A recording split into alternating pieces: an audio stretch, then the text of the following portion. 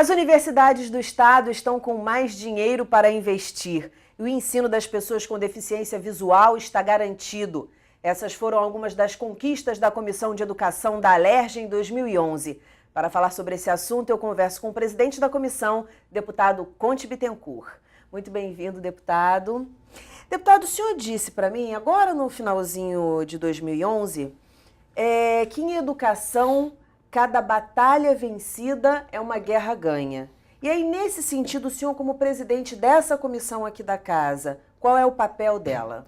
Olha, o que eu quis dizer com aquela reflexão é que nós estamos em um país onde as políticas que cuidam da educação ainda são muito poucas. Nós estamos em um país onde não temos ativo educacional, temos passivo educacional. Nós estamos em um país onde a universalização da matrícula do ensino fundamental obrigatória até 14 anos só se deu no final da década passada, coisa que os países vizinhos já resolveram há muitas décadas atrás. Tanto é que hoje metade dos pais dos meninos de 14 anos tem uma taxa de escolarização abaixo que os filhos. Então são reflexos de um país que sempre cuidou muito mal da educação. O que tem animado, e quando eu falo que cada batalha ganha, a gente comemora muito, por menor que seja o avanço, é muito comemorado, porque nós temos a dimensão exata do efeito desse avanço a médio e longo prazo. Estamos tratando de políticas que os resultados não são imediatos. Sim. Os resultados estão diretamente ligados ao investimento das pessoas. Ou seja, a questão do currículo de vida das pessoas, do capital humano. Esse resultado é só a médio e longo prazo. E a média do político trata de forma secundária a questão da educação. Aqui na Assembleia eu tenho dito, e é muito bom essa entrevista ao final do ano, que esta casa, com apoio do conjunto dos deputados, tá, vem desenvolvendo um trabalho de discutir de forma sistematizada a educação e legislar para a educação que dificilmente outro parlamento estadual na última década fez.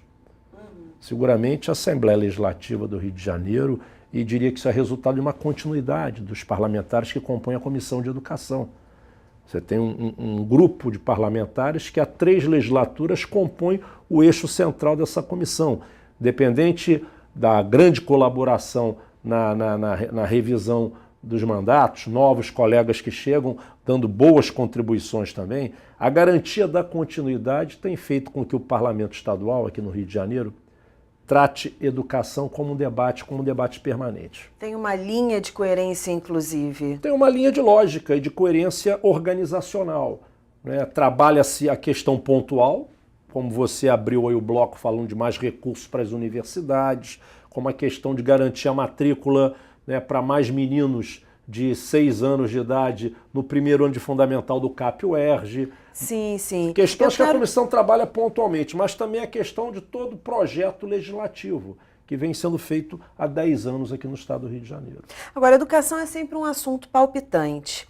E eu vi o senhor presidir várias audiências públicas, dar a palavra para várias pessoas. Como é que é isso? Como é que é estar no meio desse campo de discussões? Porque o legislativo, na verdade, é o campo das discussões, né? Entre os poderes, vamos dizer assim, executivo, judiciário, no legislativo, há essa possibilidade de debate, há uma proximidade maior com a sociedade civil organizada. Como é que foi para o senhor dar voz a todas essas pessoas e estar nessa mesa de negociações quase todos os dias do ano, vamos dizer assim? Olha, isso foi uma dinâmica que nós adotamos desde o meu primeiro mandato, quando já assumi a frente da Comissão de Educação. A questão das audiências públicas de forma sistematizada.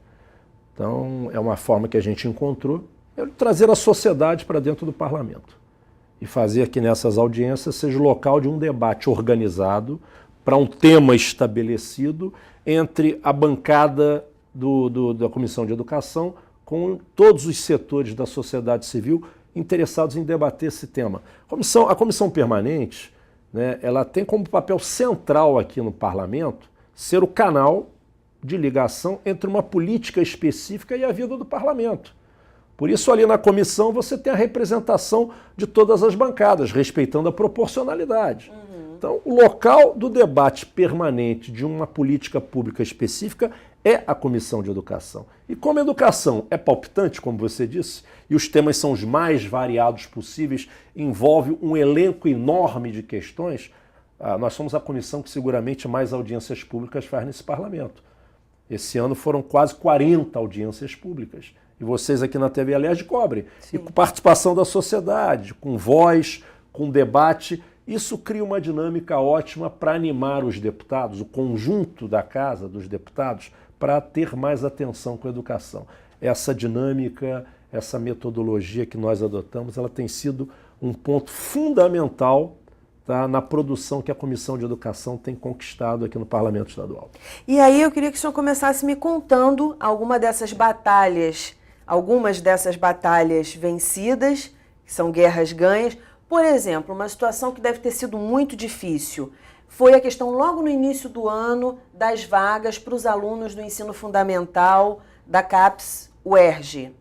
E porque tinha um certo número de vagas e aí passou o dobro, teve um problema no concurso. Aí eu queria que o senhor contasse um pouco essa história e como é que a comissão atuou para garantir que esses alunos, porque a princípio a resposta era a seguinte: olha, a gente não tem como colocar todo mundo que passou no primeiro e no segundo concurso. Aquela questão foi curiosa porque era interromper sonhos de meninos de 6 anos de idade. Uma condução equivocada na metodologia do sorteio, o ingresso no primeiro ano de escolarização do CAP UERJ, que quero registrar aqui, segundo todos os IDEBs e o Enem, é a melhor escola pública do nosso sistema estadual, está entre as 5 melhores do estado do Rio de Janeiro. É natural que a sociedade toda, nesse momento que o sistema público, que a rede estadual ainda é frágil na sua qualidade, ainda não conseguiu conquistar a confiança da sociedade, é natural que as famílias busquem aquelas ilhas de excelência ainda na escola pública. Uma delas é o CAP UERJ. Então, uma metodologia mal estabelecida no sorteio fez com que o primeiro grupo sorteado, veja que curioso, o primeiro grupo sorteado, matrícula já garantida, né, uniforme adquirido, o sonho das crianças já estabelecido, né, fez com que a direção do CAP UERJ suspendesse e fizesse um novo sorteio, selecionando 60 outros meninos, né. Claro que a Comissão de Educação fez aí o quê? Sem ferir a autonomia da universidade, que tem lá o seu papel importante, mas junto com o Ministério Público, junto com o Poder Judiciário, inclusive, todos nós ficamos sensibilizados. O papel da Comissão de Educação, intermediar questões que digam respeito às políticas daquela área específica. Esse é o papel da Comissão Permanente. Mas eu diria a você que a grande contribuição é na organização macro do pensamento da educação do Rio de Janeiro, no que se espera do parlamento. Ou seja, desde 2004, e aí eu me lembro perfeitamente de uma conversa que tive com o presidente à época, deputado Pisciani, e com o líder do governo à época, deputado Paulo Melo, né? Eu falava, olha, eu estou disposto a fazer com os nossos colegas, a fazer um trabalho aqui na Assembleia do parlamento cumprir o seu papel, que é construir a legislação do pensamento da educação pública do Rio de Janeiro. Mas para eu começar esse trabalho, eu quero saber se tem o apoio institucional da casa e da liderança do governo. Claro, fundamental. Tive. E diria o seguinte, a nossa primeira conquista, a lei do Sistema Estadual de Educação. Nós fomos um dos primeiros estados a fazer uma lei que passamos um ano debatendo com a sociedade, com todos os setores. É uma lei que é um grande pacto, coisa até que eu acredito, sabe? Eu acho que essas leis maiores, elas precisam ser um grande pacto com a sociedade, para que ela seja resultado de um desejo de todos os envolvidos e ela possa ter aplicabilidade, senão a lei vem só de cima para baixo. A lei ela tem que prestar um serviço à organização da sociedade e à vida das pessoas. E para isso é fundamental que elas sejam chamadas ao debate. Então a lei do sistema foi um primeiro avanço que demos. Organizamos a municipalização, prevista na LDB, pactuamos um prazo para isso, a comissão vem intermediando esse é um ponto interessante. É um debate permanente, inclusive, a municipalização. Para a gente explicar para o telespectador, que é a passagem de escolas do ensino fundamental que estão sob administração do Estado para os municípios. E isso, o senhor falou, está na Lei de Diretrizes Orçamentárias. Não chega a ser propriamente a escola, é a matrícula. Sim. A LDB, primeiro compreender que a educação é um direito do cidadão e um dever do Estado, independente de qual instância de poder público estejamos falando. Se a Constituição estabelece que é direito de toda criança ter acesso à escola pública, é dever de todos os entes públicos oferecer e garantir aquela escola. A LDB ela apenas criou um espírito de organizar essa matrícula, um pacto de oferta. O município ficou com um pedaço, o Estado ficou com o ensino médio e a complementação do segundo segmento do fundamental, e a União com o ensino superior, pós-graduação, enfim. A municipalização nada mais é do que uma organização de matrícula, não é o Estado se desobrigar daquela oferta. O Estado tem que estar presente. O município mais pobre, o município mais fraco na sua estrutura, e o Rio de Janeiro tem vários.